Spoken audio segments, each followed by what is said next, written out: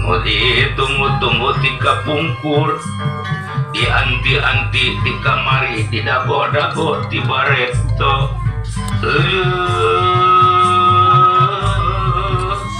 kening ayeuna parantos aya payun hapunten abdi hapunten nyangakeun sadaya-daya para wargi para tamu anu mulia monggo Allah subhanahu wa ta'ala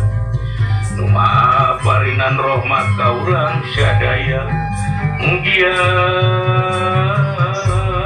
sing aya dina jalan ridona Allah la haula wala quwata illa billahi aliyul adim urang mah teu daya teu upaya angin Allah nu kawasa